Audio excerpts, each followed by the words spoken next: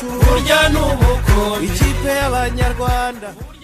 Umukinnyi Philippe Artile ukomoka muri Cameroon ndamuzi, twamusinyishije mu kwezi kwa mbere 2020 ndumva. Tumusinyisha nk'umukinnyi twari kuzakoresha kandi tuzatugirira akamaro, rero ndamuzi cyane. Byaje kugenda bite rero ngo bigeraho bigeze agende atabakiniye hanyuma ajye kurega muri FIFA, bigeraho ekipe ifatirwa ibihano nk'ibi ngibi bitoroshye? Bwa mbere reka mbanze mvuge yuko umukinnyi Artile twamusinyishije muri gahunda twari dufite nka Rayon Sport cyangwa ubuyobozi bwari buriho icyo gihe.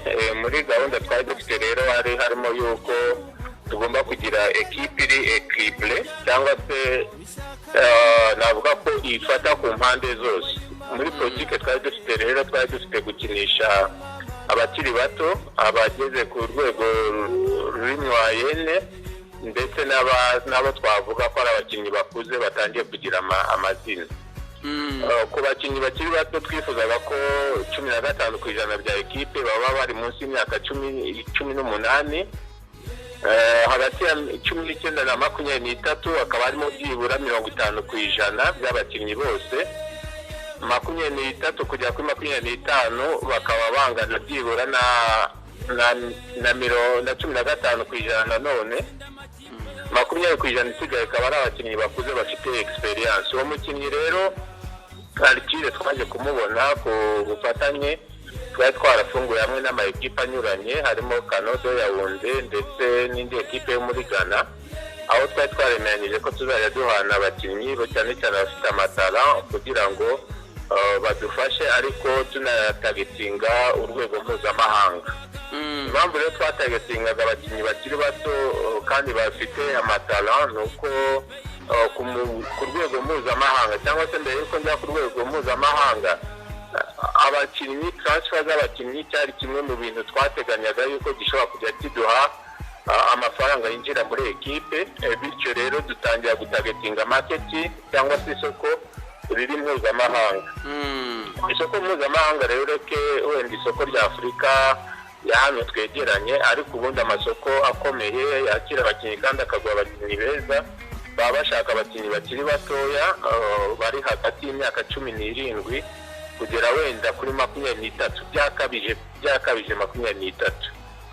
Uwo mukinnyi Artile twaje kumurangirwa na ekipe ya Kanodo Yaounde, ari nayo ikoramo uriya agenti we witwa Christian, ari nayo bamufashije mu byo kurega. Baje kuza rero turamukurikirana tubona ni umukinnyi utanga icyizere, unareponda kuri politike twebwe twari dufite iyo kuzajya dushaka abakinnyi bafite amatara kugira ngo tuzabakoreshe mu gihe kiri imbere. Twamusinyishije rero imyaka 3, recruitment yasabwaga turayishyura, dutangira kumuhemba, ariko haza kuba ikibazo cy'uko twari dufite umubare mwinshi w'abanyamahanga. Ndibuka harimo Sarpongo, harimo Kakule, harimo Sanyogo, harimo bari benshi barengaga 5 cyangwa 6. Wa munyamaguru hagati yarya ninde? Ubwo rero twaje gusanga abakinnyi b'abanyamahanga ari benshi, tuza kwemeza yuko tuzamushyira kuri window yagombaga gukurikira, cyane ko harimo abanyamahanga bagombaga ko barangiza amasezerano yabo. Tukavuga tuti rero kuri window ikurikiyeho yagombaga kudukinira kuko ubwo liste yacu yasaga nk'iyuzuye ku banyamahanga, ariko cyari kinini, cyari target twamushakagamo umukinnyi ufite tara kandi utanga icyizere cy'ejo hazaza. Tumaze kumusinyisha rero yakomeje imyitozo turamuhemba kugera ubwo komite nari nyoboye yahagaritswe na RGB, hajyaho komite y'inzibacyuho. Komite y'inzibacyuho rero mu bushishozi bwayo ubwo ngubwo yasanze wenda iyo politike twari twarashyizeho itayishima, niko kumusezerera, ariko imusezerera mu buryo bunyuranyije n'amategeko.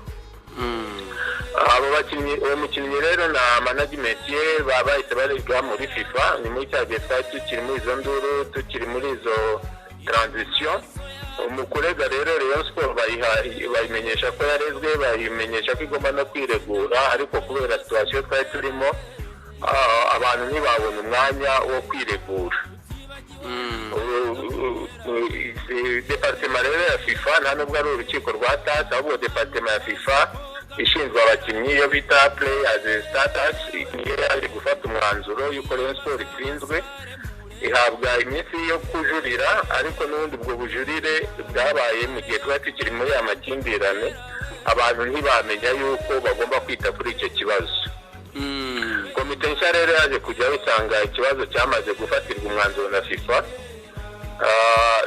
nta bundi buryo yari isigaranye uretse kubahiriza umwanzuro wa FIFA. Iyo udashaka kubahiriza uwo mwanzuro wa FIFA rero nibwo ushobora kuregera urukiko rw'imikino rwa TAS, ariko nanone ugasanga ibyo watanga muri urwo rukiko rw'imikino kugira ngo urege biruta kure wenda n'ibihano wahawe. Ntabwo ari ukuvugira komite ihari, niko mbitekereza, ariko kujya gutanga wenda $50,000 by'amadolari ugiye kuburana $12,000,000, ntekereza yuko bitari kuba ari imibare ifatika. Ubwo rero cyagomba gukurikiraho nuko umwanzuro wa FIFA wari wahindutse itegeko, wagombaga kubahirizwa, Rayon Sports ikishyura ibyo yatsindiwe. Marerezoma kubera ibibazo muzi nk'abanyarwanda nk'abanyamakuru, situation financière ya equipe yo muri covid, turi mu bibazo by'amakimbirane, ibyo byose nkeka ko byabereye inzitizi komite ku buryo itabashije kubahiriza uwo mwanzuro.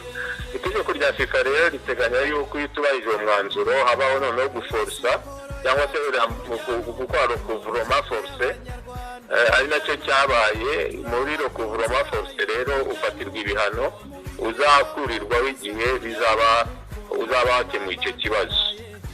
Mu bihano rero twafatiwe nka Rayon Sports nk'uko mwabibonye, ndabivuga nk'umunyarwanda ukunda Rayon Sports nk'umunyamuryango wayo, ntabwo mbivuga nk'umuyobozi, ariko ibyo nabonye ku mayimeri atandukanye acicikana hirya no hino ni uko tutazemerwa kugura abakinnyi kuri window itaha, haba ku rwego mpuzamahanga no ku rwego lokali. Ni ukuvuga ntabwo tuzemera kuregistaringa abakinnyi. Ikibazo rero muri make nuko cyagenze, nkaba mbona twese nk'abareya hari ari umwanya wo kugira ngo dufatikanye kugira ngo dukemure cyangwa se dufashe komite gukemura icyo kibazo. Uwo mukinnyi rero yirukanywe na komite yo mu nzibacyuho. Nibutsa yuko wenda nuko abantu baba batarahanahanye amakuru ku buryo buhagije, ariko tukiri ku buyobozi twatekereje ko twagombaga gusezerera abakinnyi, tugisha inama Ferwafa uko twabigenza, kuko yari situation ya covid, ndetse Ferwafa iduha ibisobanuro, biba ngombwa yuko tunakontakta muri FIFA tubabaze se ekipe ifite ibibazo financier ishobora gusezerera umukinnyi biciye mu nzira zimeze gute. Bari batugira inama rero y'uburyo bikorwa, harimo ko hariho aba expert bagaragaza impact twagizweho na covid mu buryo financier, bakagaragaza ibiganiro twajyanye n'abakinnyi tubagaragaza izo impact n'ibyemezo tubapropoza, harimo nko kugabanya imishahara, harimo nko kureka amarecruitment. Batabyemera rero tukifashisha ya raporo y'aba expert igaragaza ko finance y'ikigo idahagaze neza, tukaba twabasezera dushingiye kuri iyo nyandiko, ariko bikagira procedure binyuzwa mu gusezera umukinnyi. Si cyo kibazo, ahubwo procedure bikorwamo niyo yagiye iba ikibazo.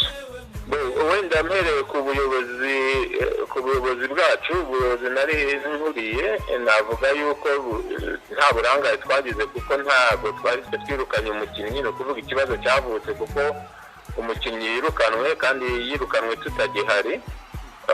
Kuri komite y'inzibacyuho ntekereza yuko ibyitaye cyane kuri procedure yo gusesa amasezerano y'abakinnyi cyangwa se y'abakozi runaka. Kuri komite rero nshyashya uburangare bwo ntabwo nabona, kuko icyo yasabwaga ni ukubahiriza icyemezo cya FIFA.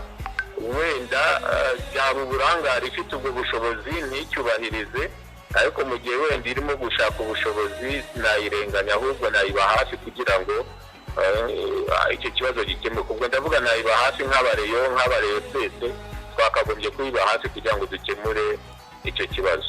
Amafaranga abonetse akishyurwa uwo wadutsinze mu rubanza. Ni ukuvuga iyo ubaye banedi kuriya ibyo bihano bikurwaho ari uko ikibazo wari ufite kirangiye. gikemutse ni ukuvuga kuri next registration yo mu kwa mbere tuzaba tutemerewe kwandikisha abakinnyi nitutanakemura icyo kibazo na Windows zose zizakurikiraho ntabwo tuzaba twemerewe kwandikisha abakinnyi. Mandaraye iginire mure ayima mandara ayima